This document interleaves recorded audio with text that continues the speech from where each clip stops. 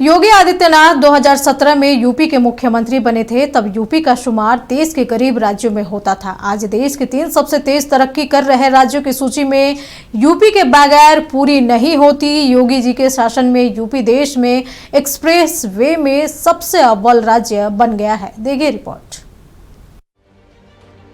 2017 में योगी आदित्यनाथ यूपी के मुख्यमंत्री बने थे। तब से अब तक बात कानून व्यवस्था की करे या बुनियादी सुविधाओं के विस्तार की, कृषि की बात करें या कारोबार की, यूपी हर पैमाने पर देश के सबसे अव्वल राज्यों की कतार में आ चुका है। जब योगी आदित्यनाथ ने मुख्यमंत्री के रूप में सत्ता संभाली, तब उन्हें मात्र 12 करोड़ 88 लाख रुपए की अर्थव्यवस्था वाला प्रदेश मिला था, जिसे उनकी सरकार ने 9 सालों के कार्यकाल में लगभग 31 लाख करोड़ रुपए के स्तर तक पहुंचा दिया है। अब उन्होंने 2029 से 30 तक उत्तर प्रदेश को $1 ट्रिलियन की अर्थव्यवस्था बनाने का लक्ष्य रखा है। अपनी पहचान के लिए मोहताज था। दुनिया की सबसे उर्वरा भूमि रखने वाला ये प्रदेश, यहां का अन्नदाता किसान उर्वरा भूमि सबसे अच्छी होने, सर्वाधिक जल संसाधन होने के बावजूद आत्महत्या करने के लिए मजबूर होता था। सबसे अच्छा कारीगर होने के बावजूद क्या कारण था कि हमारा कारीगर उद्यमी बनने की बजाय श्रमिक बन करके उत्तर प्रदेश से पलायन करने के लिए मजबूर हो रहा था? क्या कारण था कि उत्तर प्रदेश की आधी आबादी भय और दहशत में सहमी रह करके स्वयं अपने को कोसती थी?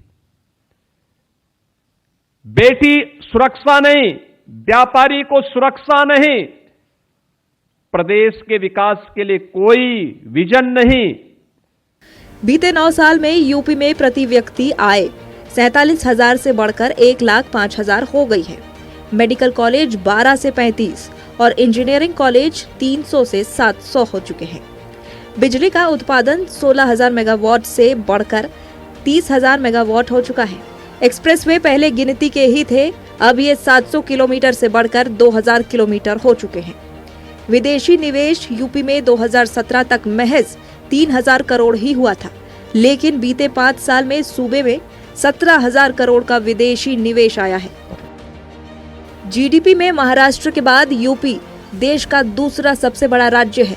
यहाँ देश का सबसे लंबा एक्सप्रेसवे नेटवर्क है। सबसे तेज गति से तरक्की कर रहे टॉप 3 राज्यों में इसका शुमार है। संगठित अपराध और माफिया पर सख्त कार्रवाई की गई है। हजारों एनकाउंटर्स और अपराधियों की गिरफ्तारी भी हुई है। बुलडोजर कार्रवाई से अपराधियों की संपत्ति जब्त की गई है।